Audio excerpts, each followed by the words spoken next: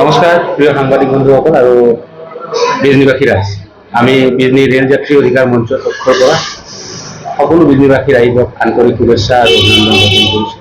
ইয়াৰ লগে লগে অহা 5 জুন তাৰিখ আমি বিজনী কিছু ৰেলৰ ৰখাৰ দাবী, বিশেষকৈ কামৰূপ এক্সপ্ৰেছ, যিখন কামৰূপ এক্সপ্ৰেছ টংলা হৈ ডিব্ৰুগড়লৈ যায়, সেই কামৰূপ এক্সপ্ৰেছ, দেওঘৰ এক্সপ্ৰেছ, ইয়াৰ লগে লগে কাঞ্চনজংঘা এক্সপ্ৰেছ, এই তিনিখন দূৰণিবতীয়া দ্ৰুতগামী ৰেল বিজনীত ৰখাৰ দাবীত অহা 5 তাৰিখে আমি এখন মেমৰেণ্ডম দিম। যি মেমৰেণ্ডমৰ মাধ্যমেৰে যাতে বিজনীৰ মানুহ, বেছি সংখ্যক মানুহ এই মেমৰেণ্ডম দিয়াত যাতে উপস্থিত থাকে, তাৰ বাবেই কিন্তু আজিৰ এই সংবাদ মাধ্যমটো আমি অনুষ্ঠিত কৰিছোঁ। আমাৰ লগত আজি বিজনী ৰেল যাত্ৰী অধিকাৰ মঞ্চৰ আমাৰ মুখ্য উপদেষ্টা ডক্টৰ আৰ কে ৰায় ছাৰ আছে।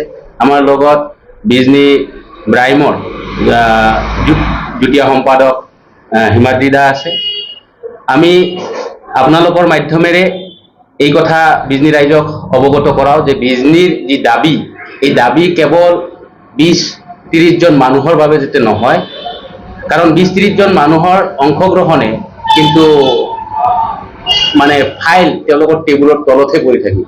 সেয়েহে বেছিতকৈ বেছি মানুহ যাতে উপস্থিত হয়, কাৰণ বিজনী ৰেলৱে প্লাটফৰ্মৰ ওপৰত শ্বেড নাই, বহিবলৈ আসন নাই, বৃদ্ধসকলৰ বাবে হুইল চেয়াৰৰ ব্যৱস্থা নাই, মহিলা আৰু ৰোগী মানুহৰ বাবে ইউৰিনেলৰ ব্যৱস্থা নাই, সন্ধিয়াৰ পিছত ষ্ট্ৰীট লাইট নজ্বলে, প্লাটফৰ্মৰ ওপৰত লাইট নজ্বলে, যাৰ কাৰণে বিভিন্ন ধৰণৰ অনৈতিক কাণ্ডবিলাক বিজনী ৰেল ষ্টেচনত ঘটি আছে আৰু যিটো আমি পৰিলক্ষিত কৰিছোঁ। আৰু সেই আহুৱাসমূহক দূৰ কৰাৰ দাবীতেই কিন্তু অহা 5 তাৰিখৰ আমি যি স্মাৰক পত্ৰ, সেই স্মাৰক পত্ৰ দিবলৈ গৈ আছোঁ। গতিকে আহক, আপোনালোকৰ দাবী আমি সকলোৱে মিলি যাতে বিজনীত উত্থাপন কৰি বিজনীত এক শক্তিশালী পদক্ষেপ আমি দিব পাৰোঁ।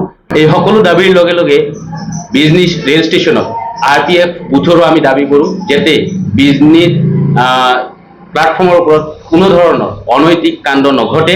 সেইকাৰণে এই কথাখিনিক আমি এই মেমৰেণ্ডমৰ মাধ্যমেৰে উত্থাপন কৰিবলৈ গৈ আছোঁ। এই আহ্বান জনাই আপোনালোকৰ মাধ্যমেৰে সকলোকে ধন্যবাদ পুনৰবাৰ।